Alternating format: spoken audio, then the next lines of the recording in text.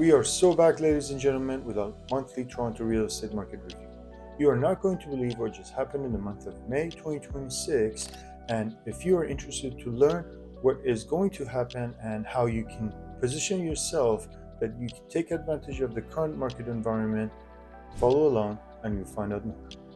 If you're interested to learn what is happening with the Toronto real estate market, the Toronto Real Estate Board releases their monthly stat every first of the month. Within this stat, you can find a lot of details such as what's happening in the certain pockets or certain asset classes that you're more interested. This gives you a much more deeper view of what's currently happening in the market. So when you want to make a decision about your real estate, you can actually make an educated decision. Now, let's find out what happened in the month of May 2026. The number of sales actually increased comparing to May last year. However, the prices are still falling. You can see here the prices are falling, and comparing to May last year, the average home price is down 4.6%. However, the number of sales has increased, which means there are more activity. But what's more important is the number of new listings. As you see here, May 2026, there were 17,700 homes to choose from, and this includes all asset classes like detached, semi-detached, and condos. But comparing to May last year, which there were 21,800 homes to choose from, and they were available for sale. This is actually a very important indicator that tells you now there are less to choose from, first of all, and second, the seller may have come to realization that the prices that they were hoping to get, they may not be realistic, and the buyers are not ready to pay for that much.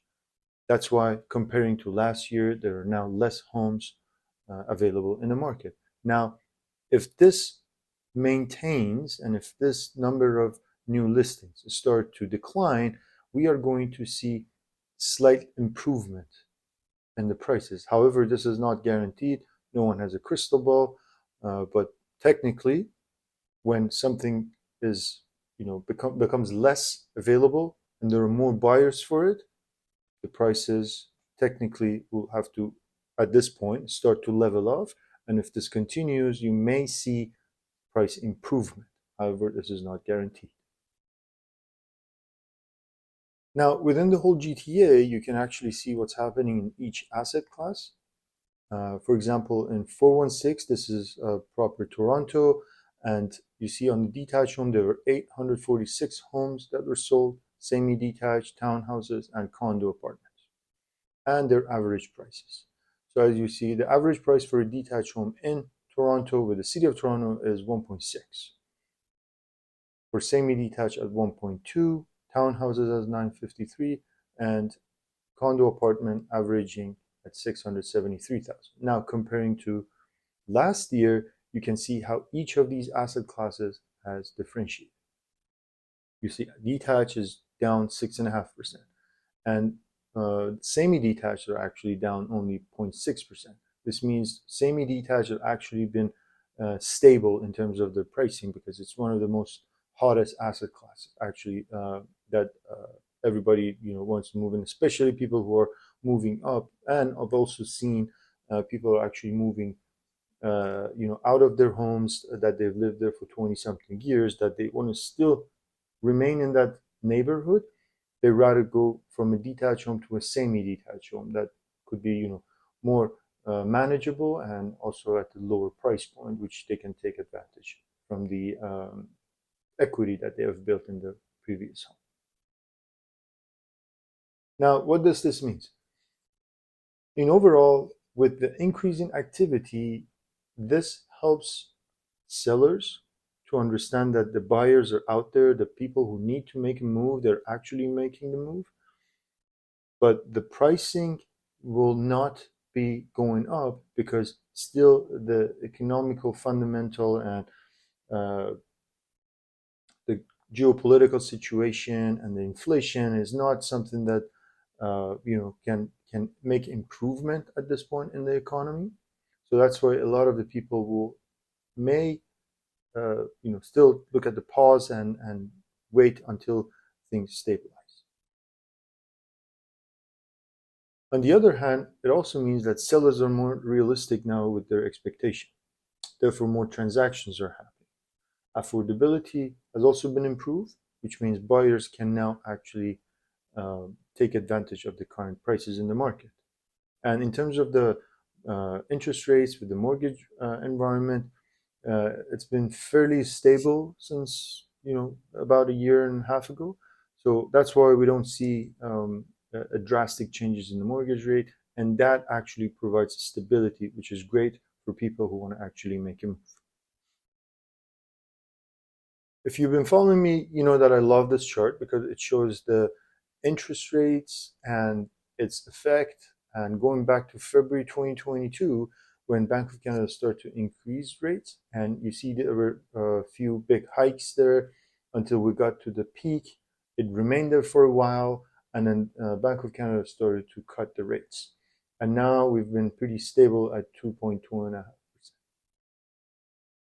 At this rate, as you can see, things are stabilizing and the prices are not seeing huge increases. Obviously, every April or spring season, you see there's a slight increase in the activities and slight improvement in the pricing. However, this is not something significant that could drastically change the market condition. As of recording this video on June 10, 2026, you can see what are the average interest rates are out there. So for a 5-year fixed rate, you're averaging 4%.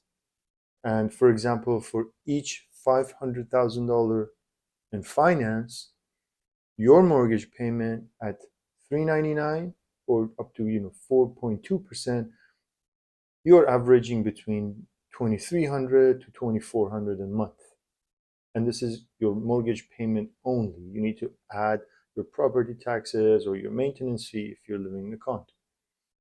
With the 3-year variable, you're give or take within that range. So nothing really drastically changing here.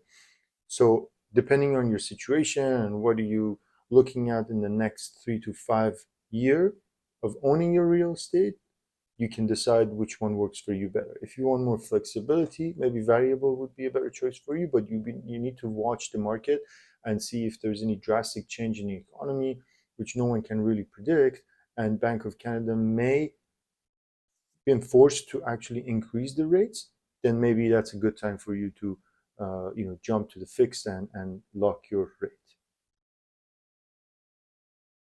And if you want to take the average home price that we looked at for the month of May and see how much of a monthly payment that's going to be with 20% down payment and 30-year amortization, you're looking at $4,062 at the current rates. And this is given that you have 20% down payment and you're at the 30-year amortization.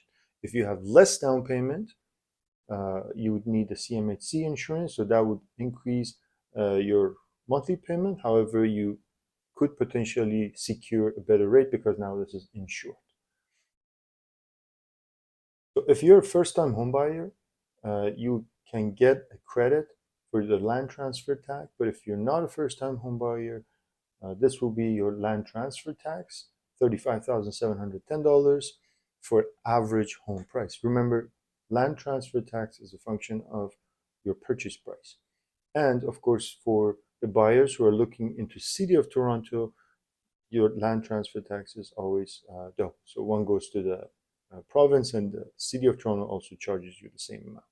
So that's something to be aware of when you want to budget for your purchase. And as an example here, your first year payment would be $48,000 in mortgage, which $33,000 of that would be interest, and $15,000 of that will go towards your principal. And as you know, over time, this switches and more goes towards your principal and less towards your interest over the amortization period. So what will happen now? If the current trends continues and buyer demand strengthens, through the second half of the year, the market could see prices level off and begin to rise in 2027. Again, like I mentioned previously, there's nothing guaranteed here.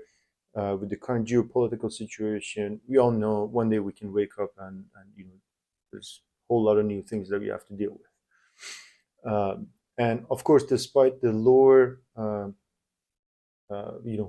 expectation with the current economic situation, and the people may pause on the decision, still people need to move. A lot of people are changing jobs or moving from one province to another, so still they have to make a transaction in real estate. So that's when you need to be really educated and informed so that you can make a best decision for yourself. With the condo market, despite the slow condition and prices that are falling and this general sentiment about the condos in the market, still some buildings, some areas are seeing increased activity in the sales. This could also show that the buyers are no more confident coming to the condo market. A lot of those buyers were on the sidelines, but now they're seeing that the prices are in the level that they feel comfortable paying. That's why they're coming into the market and happy to pay for those prices. We've found it in the market that with our clients, when we go condo shopping, and when we look at the prices, they're more reasonable from what they were 2 years ago.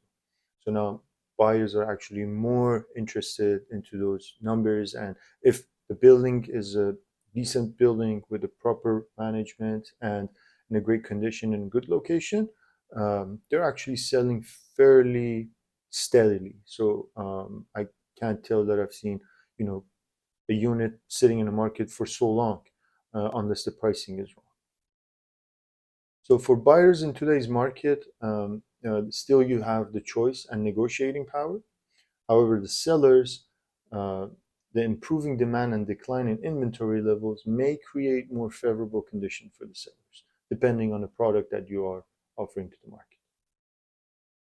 Now, with the single family homes, the popular areas with good school and parks in the surrounding, you still see a fairly healthy activity. Semi-detached and townhouses, especially in the popular areas like Leslieville and Midtown, are flying off the shelf. If it's priced right, usually it's going to sell average under 10 days. And for semi-detached home and townhome owners, maybe this is a great chance for you to look into, maybe, if you want to upsize, this is probably the best chance, because the product that you have has a lot of buyers and there's a lot of demand for it. And the product you want is actually a lot of it available. And because the prices have been falling, then you'll be able to actually secure it at a better price. And basically, when there's more options available, there's more negotiating power for buyers. However, if you're considering buying in the next 3 months, make sure you have all your pre-approvals and your finances in order, because you never know what's going to come to the market. And whenever you see something that you really like, you want to be able to quickly jump on it and have everything in order so that you can secure it for yourself.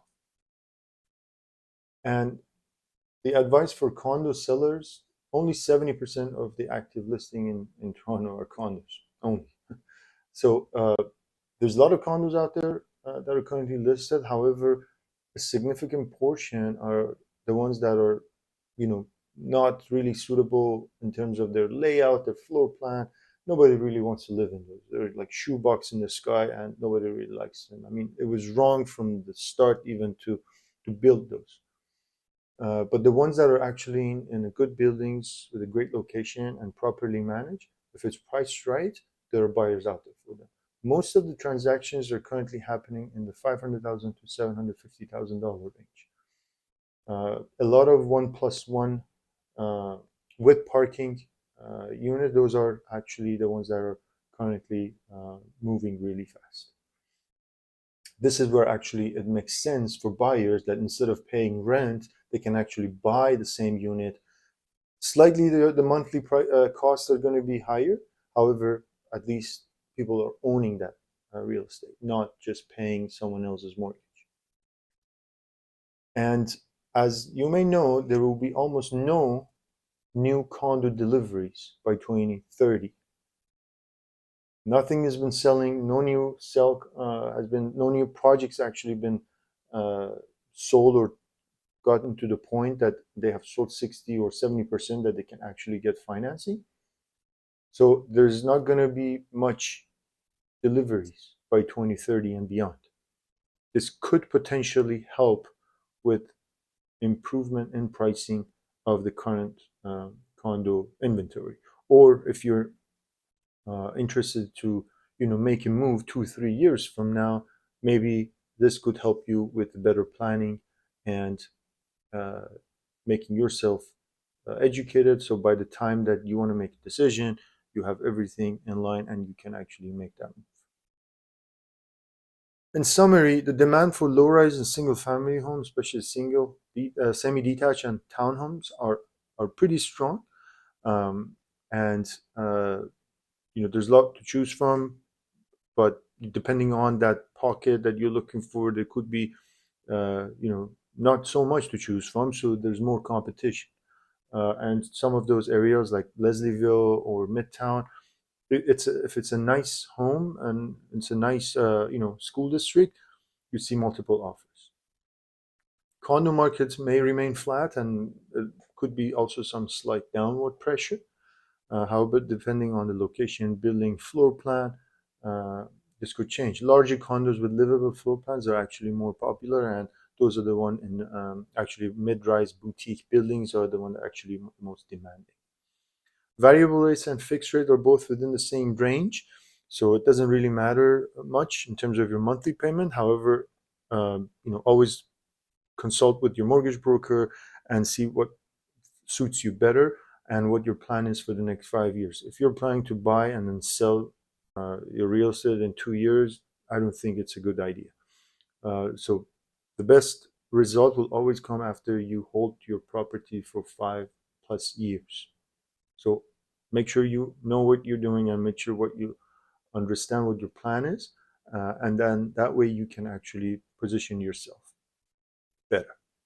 And last but not least, if you're planning to make a move in the next 6 to 12 months, is the best time to have your financing and pre-approval in hand. If you want to upsize or if you want to downsize, again, if you need financing, make sure everything is in order so that you can make a quick move whenever something becomes available that you feel that's going to check all the boxes that you are interested in. I hope you like this video, and if you're someone who's interested about the real estate and want to know about the trends, please make sure you subscribe to this channel. We help a lot of buyers and sellers in the market, and we have a lot of experience from the ground up. So if you're interested to learn more, you can book a call with me using the link down below in the description, and we will be happy to have a chat. Thank you.